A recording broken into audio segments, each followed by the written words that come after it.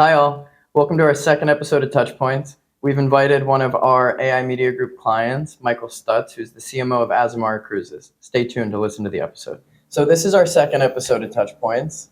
We're honored to have, I would say, one of our favorite clients here with us. Michael is the CMO of Azamara. I don't think that's the best introduction I could give. That was A plus. Yeah, I think so too. Yeah, that was outstanding. There's really not much more to me, so it's good. Well, we've had the pleasure of making some UGC style ads with his wonderful mother, so he's definitely in the family. Shout out Barbara. Shout out Barbara, we Yeah. love you, and she'll be proud when she listens to us. It's great. No, it's really good to be here. And in all seriousness, having the team. There's a couple more people with us. Having the team here and seeing what you're doing, and it really makes the partnership feel even more real. Thank you. Spending time socially, it's just great. It's great to be here. Yeah. And we're going to Billy Joel at the Garden tonight, so we'll keep you guys posted on that. So yeah, man, I'm excited to be talking to you. You've recently come out with an awesome book, which we're going to talk about today. From breakdown to boardroom, right? All the way around. From boardroom to breakdown. The full title is "There's No Room Service at the Psych Ward: From Boardroom to Breakdown and Back." Beautiful. As it might suggest. Spent a little time in a place and learned a lot from it, and it's been a fun project. Cool. Yeah, I'm excited to read it. I just bought my copy last night when we were at dinner, and Yeah, I'm gonna crank through it. appreciate it. Yeah, man, and we got Nell, our amazing producer, one as well. So we'll be caught up. So first question. Can you share with us the vision and mission of Azamara under your leadership as CMO and how you differentiate in the competitive luxury cruising market? Yeah, I'm going to start with a little bit of context about me and my career. This is my first job in marketing and my first job in cruise. Wow. I didn't know that. Yeah, it's. I'm hoping that the people who hired me didn't just hear that. But I've been at it for about a year and a half. And so Killing it. I actually think that having a non-cruise person, because I do not like cruising, like, period. How many cruises have you been on? I've been on 6 cruises in my life, 2 of them with Azamara. I will tell you with great certainty that I will only cruise Azamara. Okay. When you think of cruise lines, oftentimes you think of very crowded, water slides and thousands of people crammed onto a ship. But ours is much different. Small ship cruising, there's about 700 people. We go into smaller ports. We sit right next to the town versus, having to take a bus and go somewhere. Great clientele. Absolutely love it. And what's been great is to be able to clarify a message about what Azamara is and who we are for somebody who doesn't know cruising and definitely doesn't know us. So we are the global leader in small ship destination immersion. Yep, and we just got that data back. That's right. It is factual that we spend more time in port than any of our competitors. And what that does is it allows you to actually experience a city, experience a destination, not have the whistle blow at 3:30 and you have to run back to the ship. You can have dinner, you can watch the sunset, you can go to a show, you can play a round of golf while you're in port, which is something that nobody would think about with a cruise, with a traditional cruise. So we go to awesome places. We spend a lot of time there. We have these events called As Amazing Evenings that, the best way someone described it is it's like a wedding. It's like a cool wedding reception. Yeah. But it's in a really interesting destination. We have, we rent out an opera house and have a local set of performers just for our guests. So anyway, big commercial for Azamara right there. Thank you for listening. Yeah. But no, we've had to, as a marketing team, really clarify who we are and what we do, because when I came in, we didn't even have cruises in our name, and we had very low brand recognition. So, in our first act as a team, as a newly formed team, we're gonna put cruises back in the name. Damn right. Yeah, and then we're gonna make it obvious that we are really good at destinations. Yep. So now we send out emails that have subject lines that say, "We are the best," or "We spend the most time in ports." Yep. It's a fact. So if you have facts, just say them. No, and those hooks do really well for us in our ads that we run for you guys. So reflecting on your journey with Azamara Cruises, I know that working with us has been a highlight. But probably the one thing that I'll take with me is our partnership. No, it has been great. Yes. Thank you. No, we love it. But reflecting on your journey, what have been some of the most significant challenges and triumphs in building the brand and the customer experience as a whole? Yeah, I mean, from a very functional standpoint, we were formerly part of Royal Caribbean. Right. So right. we were a tiny brand inside of a behemoth. And our owners purchased us out of Royal Caribbean, and now we're independent. And from a technology standpoint, it means we had to stand up an entirely new tech stack, which has lots and lots of challenges. Yep. But then from a brand awareness and trial perspective, a very large chunk of our business comes to the travel agent. Right. So we've had to change from being an option on a menu of Royal Caribbean to being a whole new thing somebody has to pull up and say, okay, let me go to the Azamara system. It's an extra step that means we have to, as a brand, explain why does somebody want to go on Azamara? Yeah. Why is somebody going to go outside of the Royal Caribbean loyalty program now? We're outside of that. And why is a travel agent going to say, no, your best cruise option is Azamara? So we've had to go back and really retrench and make it very clear who we are. Yeah. You've seen some of the imagery changes where, we make it clear we're a small ship, we are in cool ports, we have people having fun.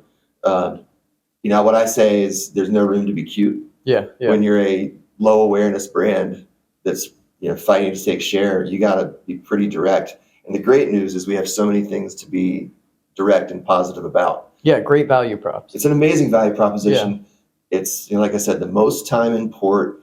It's a totally different experience, and we stand by it and we believe it. So I'd say the challenge is becoming an independent company. Lots of challenges there, but the best parts to me, and this is I think it's somewhere on the outline here by just reflecting as in my role and what I do. My absolute favorite thing about this job and any job is putting people in a position to win. Yep. So whether that's the company as a whole, if we do a good job, our company is going to do well. We're all going to have jobs. Yeah. And the other part is building a team that has a team structure that allows for growth, Yep. that allows for empowerment, that allows for stretching, and somebody, whether it's at the current job or another one, it's going to accelerate their career. And you've met two people, you've known two of the people, and you know several more back in Miami. Yeah. We have a lot of people on our team who have grown in the last year and a half because we as a leadership team decided we were going to do that and really give them opportunities. I love hearing that from you. A couple things come to mind. One is it's felt, right? Like your leadership is clear and it's moving its way down through your team. We work day over day with your creative team, and what you mentioned about quite literally saying what you offer, one of your creative leads is like, just be literal. Mm-hmm. Say the destination, say what we're doing, say more time in port. Yep. And those type of hooks, especially in avenues like paid social and paid search, literal is what wins. Yep. They want to know what's in it for them. They want to know what the reasons to believe are, and what you guys are doing from a brand perspective to understand more about your audience and what resonates with them, I think that's felt, but also the way you lead with that, I think, is felt. And what you're saying about how you run your org and people are stretching and flexing and challenging themselves, we believe in that too. I always tell my folks, before you ever come to me for a promotion, I want to know you're doing 150% of your job, meaning you're so great at your job and you've got it nailed, but you're also challenging yourself to do 50% more of things totally outside of your day-to-day. Yep. So that you can grow and achieve more of what you didn't even know you were capable of. Well, and you say 150%, someone might think, oh, great, you're overworking 70 hours. And so, work-life balance is important. I think grinding and working hard is important. But I tell my team all the time, if you don't have time to do this in a 40, 50-hour work week, what are you going to stop doing in order to fit within those hours? And that works pretty well. In fact, when we had somebody depart the other day, and we're not going to immediately replace the person, and I told the team, hey, we got to take on all this. Yep. And there were a few, actually this time, it's happened a few times, this time, no pushback. It's like, okay, I'll take on this. I can actually push this to another person who could learn and grow from it. Yep. And you just rearrange and see what happens. And that's what I just learned. It's not about the hours, it's about the efficiency. Yep. Yeah, work smarter, not harder. Exactly. Yeah, and a lot of what you see in big corporate organizations is people are working to be seen, but half of the time there's no point to that. And there's so many cooks in the kitchen, and everyone wants to give their stamp of approval. So you almost have to cut through the noise and say, what's going to move the business faster? Yeah, we have a saying on the team, is this going to fill the ship? Yeah, well said. Yeah, is this going to fill the ship? Is this going to get our name out there? Is this going to grow awareness? if somebody's doing something that's not going to, unless it's a compliance thing or a safety thing or something like that, I just don't like people doing marketing guitar solos. Yeah, totally. Like, give me the bass, drums, and rhythm guitar. I like that a lot. Yeah, and it happens my old job I was the head of IT. You also see IT guitar solos. Right. Like, we need to put this functionality on our app. Why? Right. Yeah, you're just doing that because you can. Yeah. What is it going to do for our business? Yeah, it's not going to move the business forward. So I love what you're saying, and I think this mindset is the future of how people are going to run organizations. But to the point you made earlier about work-life balance, and you're talking about two totally different things, right? You're talking about moving fast, hard, and efficient, but you're also talking about treating your mental health right. Yep. and prioritizing that. So that's a huge undertone of your book. And I would love to hear you kind of talk about how you push your team to get the best work and be thoughtful and collaborative, but you're also a huge motivator in work-life balance. So talk to me a little bit about that. Yeah, so obviously we said at the beginning, I wrote a book regarding my mental health journey, and some people would say that's crazy to do when you're, you're still climbing in your career. Right. To me, it was something I felt extremely inspired to do. I believe it was a God inspiration that said, you've been through this really rough journey. It can't be for nothing. Right. You have to share this story. And so the audience for the book that I wrote is other, what I call insecure overachievers. Yep. From the audience. Yeah. So we insecure overachievers must achieve. There's some deficiency in our life that told us we have to keep getting promoted. We have to keep grinding, work 80 hours, whatever.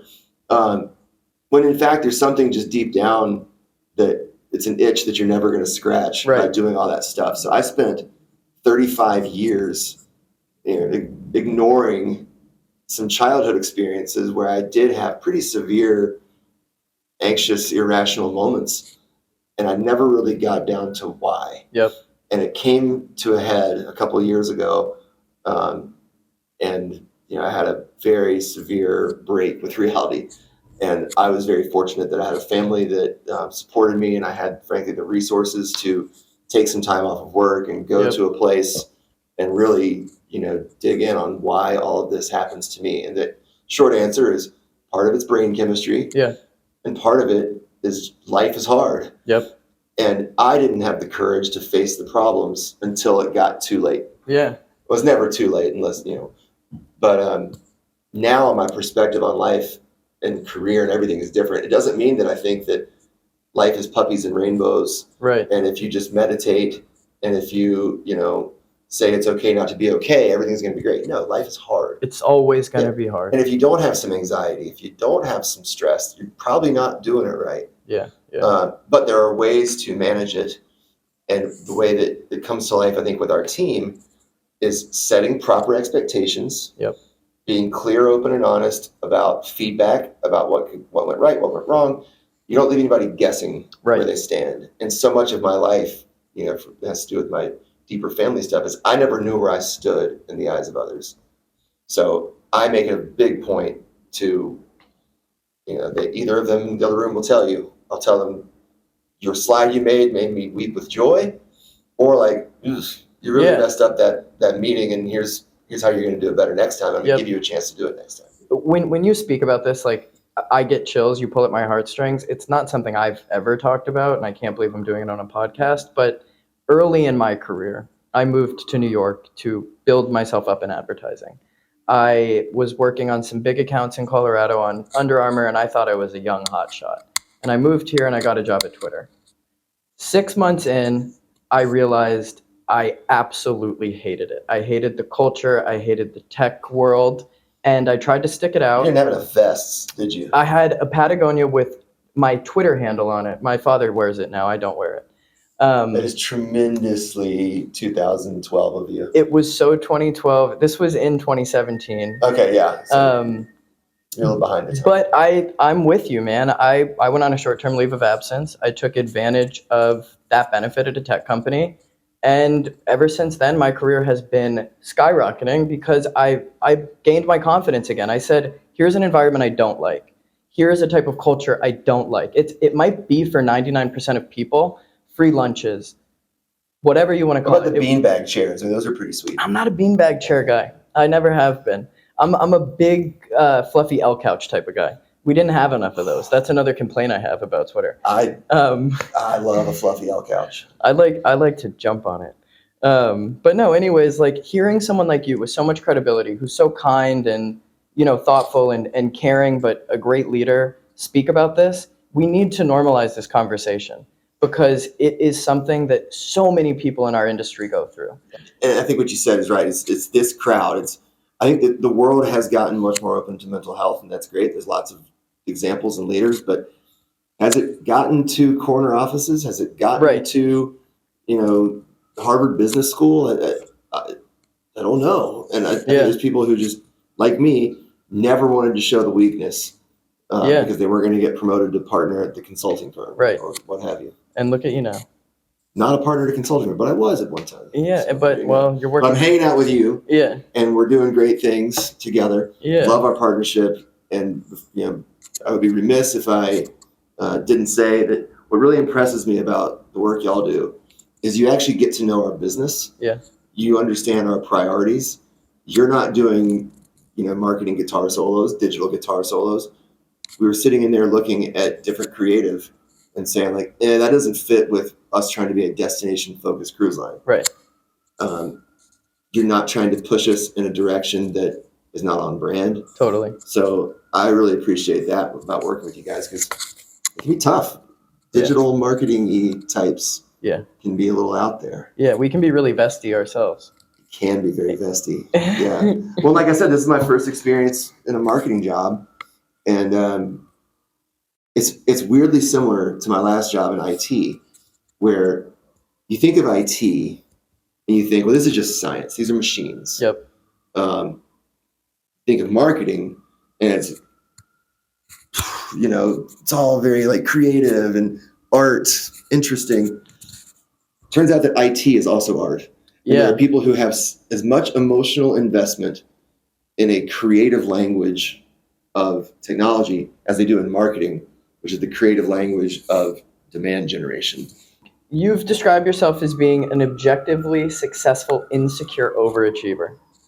Thank you for reminding me again. So elaborate on that concept. Elaborate on how you wordsmith that one. Well, insecure overachiever we've already covered.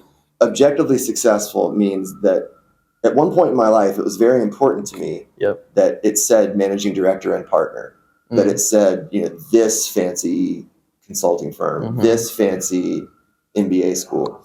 So I've got these checkpoints that can say like, yep.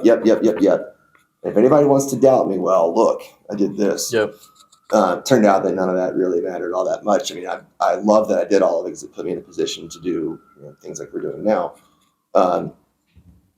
But those two go together because the insecure overachiever requires objective, merits that they've accomplished. But I also think it's helpful. The reason I said it that way for talking about the book and the mission that I'm on to normalize it in corner offices and boardrooms is that to get credibility, sometimes you just have to have some of those things. And I think I'm pretty humble. So I had to put objectively successful because I can't say like a very accomplished guy, like, no, I just did some jobs. And look at the facts. You're objectively successful. Objective. But what does success mean to you, right? Because it the way that you look at it and talk about it is not just work. Yeah. I had a science teacher in 8th grade, shout out Mr. Kroll. Mr. Kroll. He said, leave it better than you found it. Okay. He was talking about the creek. Like there are little like digs in our, wildlife and rocks and whatever. But I took that and ran with it much more of leave a company better than you found it, leave people better than you found them. And I think the people part is what's important. Like I look at who I worked with in the old consulting firm days, the last job, this job. I just want to feel like working on a team with me has meant something to them and has helped them grow. And I'm so proud of people like Aaron and Jess and Jamie and Isabella and Sandra and Pam. And I can name all of my team. I'm proud of everybody on my team, and I really deeply hope that something has been better for them. And going back to the objective thing, a lot of people have been put in roles or salaries or whatever that they didn't have before. I think that means there's been some success in leading a team that way. Absolutely. Hey, you're making me better. There you go. 20 minutes, you're making this podcast better. All right, so as we end it, looking back on your career, what advice would you give those who admire your success and aspire to follow in your footsteps? What advice would you give me? I'd say be authentic in every possible way that you can without being an idiot about it. Don't fool yourself or anyone else about what you love, what you're good at. I did a job that taught me my 10 years of management consulting. I learned a lot, and I'm so thankful and blessed to have had that job for 10 years. It went against everything that's fundamental to me about what makes me happy in a job. I didn't really want to travel. I'm kind of a homebody. Me too. Working 100 hours a week was kind of tough for me. There's just so many things that I was pushing against the grain, but I knew that it was going to get me to a certain outcome. My authentic self is now. Yeah. It's working on a smaller team with a company that I believe in, that people that I want to work with. Yep. Now, I will grant you that you have to put in some really hard work to get to the luxury of being able to choose a job like this, or get put in a position to a job like this. But someone told me that purpose is the intersection of what you're good at, what the world needs, what pays you money, and I forgot there's some other stuff to it. But finding that as soon as you can is great. And I would also say that when you are feeling like